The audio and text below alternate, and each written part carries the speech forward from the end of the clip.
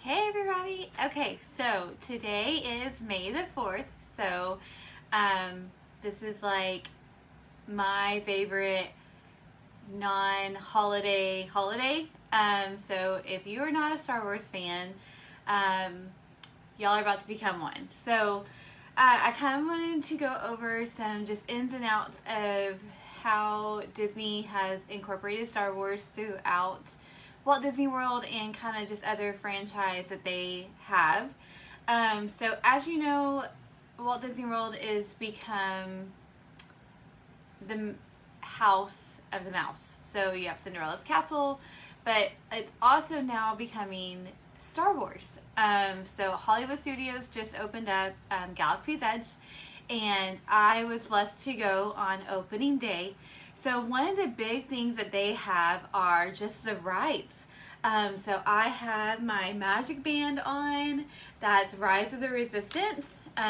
It's a brand new ride that just started, and a lot of fun things that you can kind of do in that area that I really didn't even know is they have an app that's called Play App, and you can go around that whole area and you can make droids go off. You can hear the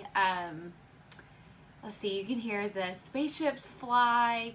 There's some droids or some areas that like robots will pop out, and it's just another fun way to just kind of show your Disney side. And just if you're not really big into rides, like say maybe you have like a toddler or a young one that's not really big on rides, this is another fun way that you can kind of enter have technology and just show it off. I made a video, so I will post that here soon, as just a lot of the fun things that you can do. Another thing, so you have Rise of Resistance, and so that is a brand new ride that just opened up December 1st of 2019, and it's basically a battle against the First Order and the Resistance, and you are submerged into that ride. Another ride is called Smuggler's Run, which I haven't gotten a ride Rise of Resistance yet. I virtually rode it on opening day due to a really close friend that's a cast member. But I personally have ridden Millennium Falcon, which is the ride inside the ship, Millennium Falcon. And you're actually going on a mission with Chewbacca and Han, and you have, you have Hondo, which is the person that's looking over the mission, and so you're actually riding the Millennium Falcon. Here's a pro tip. So if you want the Millennium Falcon to go for a longer ride, make sure you have good drivers. So the longer you ride or drive correctly, the longer the ride is. So I've had rides where they were not so long, and then I've had ones that were really long. So so make sure whenever you get on that you have a good driver. Also, if you have kind of motion sickness, so this is kind of like a virtual type ride, make sure you sit in that back left side or back right side, and so that way you have a full view of the ride, but also you just feel really grounded, so you're not really jostled that well. So there's two good pro tips for Smuggler's Run. The next thing I want to talk about is Olga's Cantina. So Olga's Cantina is an actual bar inside Galaxy's Edge, and it's basically around the movie New Hope. And you can get drinks, you can get food, like little snack foods. If you are on the dining plan, you can get snack credits. So what I got was one of the rides. It's called the Ewok, and it comes in this really cool mug, and it has all the little Ewoks on it. Look at that. I don't know if you can see. There they are. So I'm a huge fan of Wicket, and so I knew right whenever I walked in that I had to have this drink so I can just bring home the scene of all the Ewoks attacking the First Order. So that's my little souvenir cup. Another souvenir cup that you can get out in that area is the BB-8 cup. So what's really cool is you can take it to a lot of your locations and just refill it up. And so it just twists off and you have a spot for your straw. And so it's just another way that you can bring home BB-8. So I don't know if you've seen some pictures of me just holding BB-8. So this is my refillable cup that you can get. And so I really love them. I'm a huge fan of BB-8. So Billy's in the process of making me a BB-8 unit for the 501st. So I'm hopefully going to be a part of it.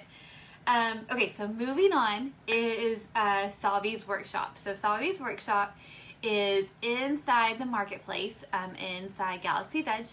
And Savi's Workshop is you actually go in and you will make your own lightsaber. And what's really cool about this experience is you're actually immersed into this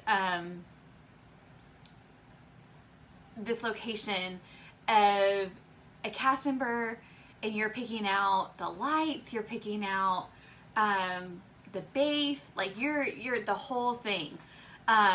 What's really cool is Ryan actually made her own lightsaber at inside Hollywood Studios. So she made her one inside the gift shop right in front of the AT-AT. And what I liked about this one is you had like a little hook that you can hook on, and so it lights up and you can just change it in and out, and then it kind of folds up. It's really easy to do. And so she was able to basically pick her own spots to build it. And so yeah, so I thought that was really cool. So if you don't want to do Savi's Workshop and build like a really high-end one, you can still build smaller ones for your kiddos or for you. It doesn't matter. Please note that you do need reservations for Savi's Workshop, and you do need reservations for Olga's Canteen, Olga's Cantina. So another really cool thing that they have in that area is Droid Depot. So Droid Depot is a spot where you can go in and it's filled with all different types of droids, and you can build your own BB-8. You can build your own R2-D2. They have 280,000 different parts that you can put together with different combinations to build your droid. So I would love to see if y'all have made a droid, what did you make, and send it to me, because I would love to see your pictures and your name of your droid.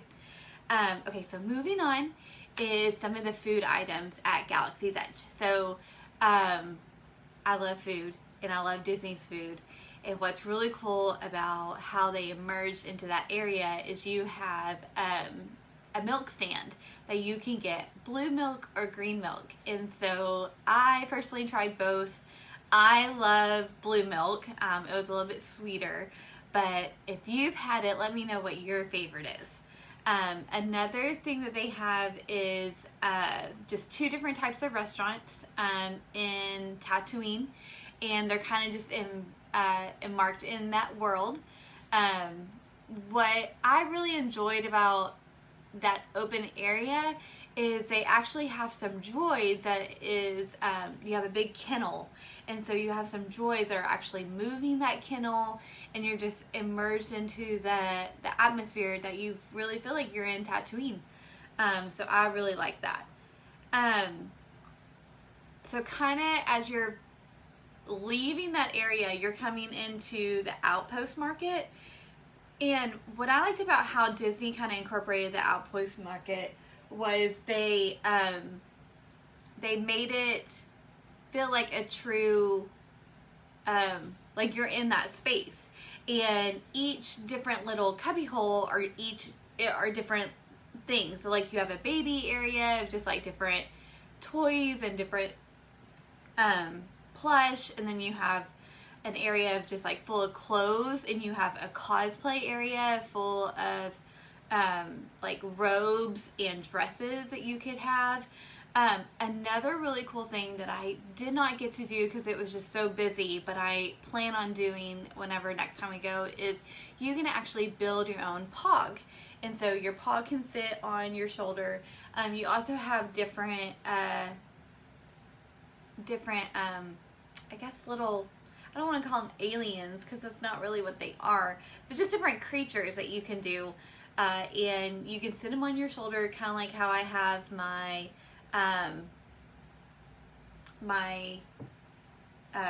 lyric, my banshee, and you could just kind of have her on her shoulder and just kind of walk around with the park, and they interact with one another. And so it's really cool to just kind of see your creation of what you have.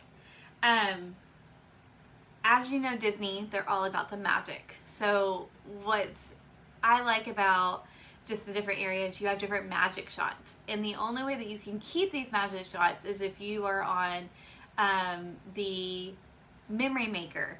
And so what I recommend, pro tip, is definitely get the memory maker and get it before you go to the park, 3 days before you go, because that's going to be the cheapest route.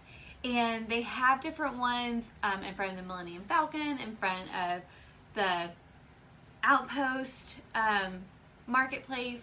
There's even some where there's like videos of the droid going off, or the ship going off, or stormtroopers coming at you. So they have different ones in different time frames.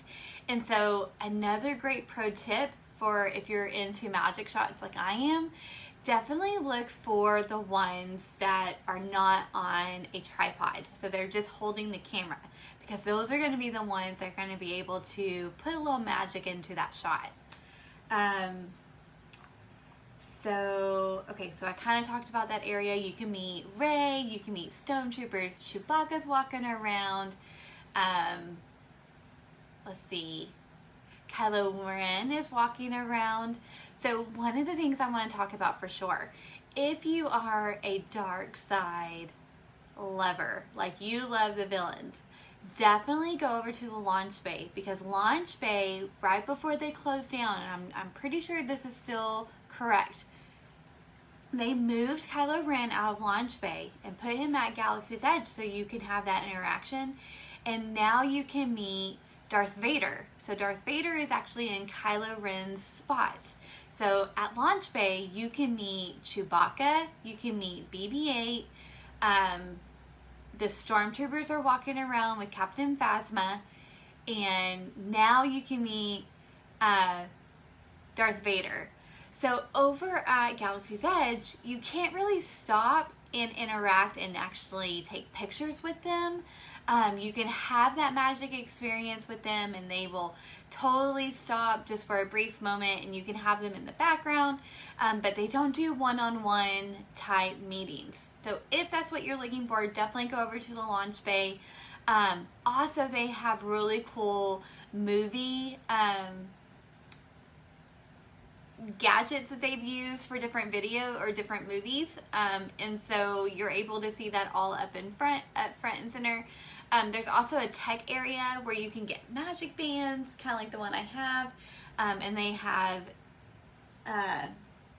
just different merchandise for your different techs. They have phone covers, they have iPad covers, so definitely check that out, so that way you can kind of go home with those type of experiences. So lastly, but not the least favorite, so this is my absolute favorite of Star Wars items that you can actually do. And I actually surprised Billy for Father's Day last year to do this.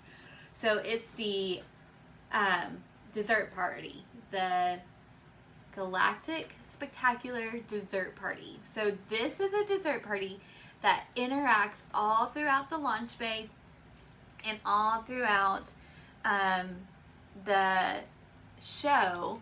At the end of the night, that you have basically a first front row session of the Star Wars evening show, and there's fire, there's fireworks, there's big screens. I mean, it's amazing. It's right in front of the theater, the China, yeah, that's what it's called, the China Theater.